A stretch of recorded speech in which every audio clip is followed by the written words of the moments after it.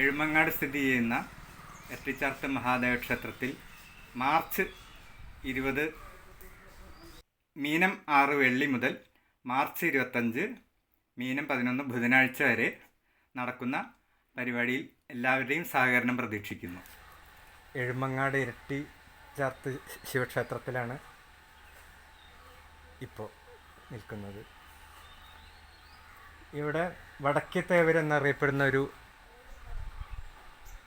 പ്രതിഷ്ഠ കുറേ വർഷങ്ങൾക്ക് മുൻപ്, അതായത് ഏകദേശം ഒരു 2011 കാലഘട്ടത്തിൽ ഞാൻ ഇവിടെ വന്നപ്പോൾ ഒരു മുഷ്ടിയോളം വലിപ്പമുള്ള ഒരു സ്വയംഭൂ പ്രതിഷ്ഠയായിരുന്നു ഈ ക്ഷേത്രത്തിൽ ഉണ്ടായിരുന്നത്. പിന്നീട് ഓരോ തിരക്കിൽ പെട്ട് പിന്നീട് ഒരു സമയത്ത് ഞാനിവിടെ വന്നപ്പോൾ അത് ഒരടിയോളം കഷ്ടി ഉയരത്തിൽ കാണപ്പെട്ടു. അന്ന് അതിൻ്റെ സ്പേസ് വളരെ കുറഞ്ഞ രീതിയിലാണ് ഉണ്ടായിരുന്നത്.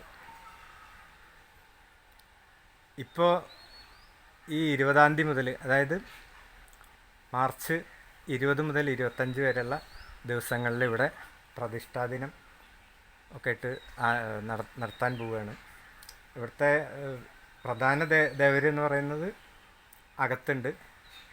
അതുകൊണ്ടാണ് ഇരട്ടിച്ചാർത്ത് ശിവക്ഷേത്രം എന്ന പേര് തന്നെ ഇവിടെ ഉണ്ടായിട്ടുള്ളത്. ഇപ്പോൾ അകത്ത് തേവരുടെ പ്രതിഷ്ഠാദിനം പണ്ട് ഇവിടെ നടത്തിയിരുന്നില്ല.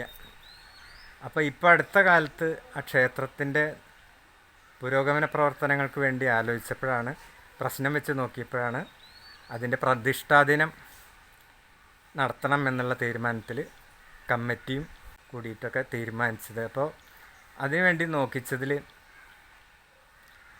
ഒരു ഇപ്പോൾ നവീകരണ കലശം നടത്തി ആ പുനഃപ്രതിഷ്ഠ ചെയ്യുന്ന ദിവസം തുടർക്കാലങ്ങളിൽ പ്രതിഷ്ഠാദിനമായിട്ട് ആഘോഷിക്കുക എന്നാണ് ഇപ്പോൾ തീരുമാനിച്ചിട്ടുള്ളത്.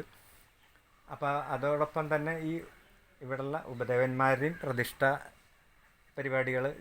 പ്രതിഷ്ഠാദിനം ചടങ്ങുകളൊക്കെ നടക്കും. അപ്പോൾ ഈ വടക്കേ തേവരുടെ ഒരു പ്രത്യേകത എന്താണെന്ന് വെച്ചാൽ,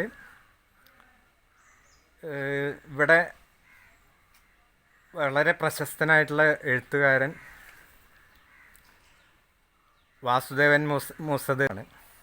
അപ്പോൾ അദ്ദേഹം വളരെ ചെറുപ്പകാലത്ത് ഈ സ്വയംഭൂ വിഗ്രഹം കാണുന്ന സമയത്ത് ഇതിനൊരു ശ്രീകോവിലൊന്നും ഉണ്ടായിരുന്നില്ല.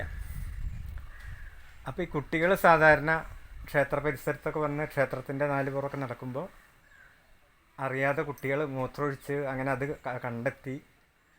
അപ്പോൾ പെട്ടെന്ന് അമ്മമ്മ വന്നിട്ട് ഇങ്ങനെ അത് ശിവൻ്റെ വിഗ്രഹമാണ്, അതിലൊന്നും അശുദ്ധി ചെയ്യാൻ പാടില്ല എന്നൊക്കെ പറഞ്ഞിട്ട് അന്ന് കുട്ടിയായിരുന്ന അദ്ദേഹം പിന്നീട് എഴുത്തുകാരനായിട്ട് കോഴിക്കോട് അങ്ങനെ പല സ്ഥലങ്ങളിൽ സഞ്ചരിക്കുന്നതിലിടയ്ക്ക് അവിടെയുള്ള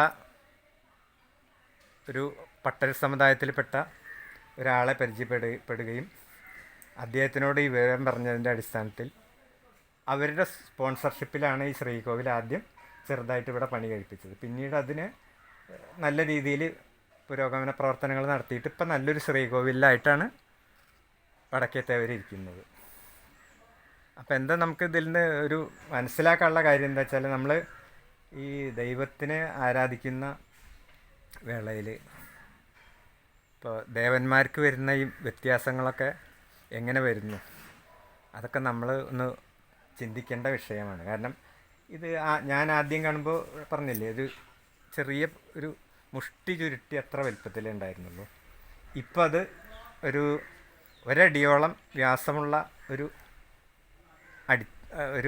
അടിഭാഗത്തോടു കൂടിയാണ്, ഏകദേശം ഒരു 1.5 അടി ഉയരം ഉള്ള അവസ്ഥയിലാണ് ഇപ്പോൾ അത് നിൽക്കുന്നത്. അപ്പോൾ നമ്മുടെ ഈ ക്ഷേത്രത്തിൻ്റെ ചൈതന്യം വളർന്നുകൊണ്ടിരിക്കുകയാണെന്ന് നമുക്ക് മനസ്സിലാക്കാം. അപ്പോൾ അതിൽ ഭാവിയിൽ ഈ നാടിന് എല്ലാവർക്കും അനുഗ്രഹം ചൊരിഞ്ഞുകൊണ്ട് നമ്മുടെ ഈ ദേവന്മാരിവിടെ ഈ നാട്ടിൽ ഇങ്ങനെ നിലനിൽക്കാൻ വേണ്ടി നടത്തുന്ന ഈ കമ്മിറ്റിയുടെ ഈ പ്രയത്നത്തിൽ എല്ലാ ജനങ്ങളും ആത്മാർത്ഥമായി സഹകരിക്കണമെന്ന് വിനീതമായി അഭ്യർത്ഥിക്കുന്നു.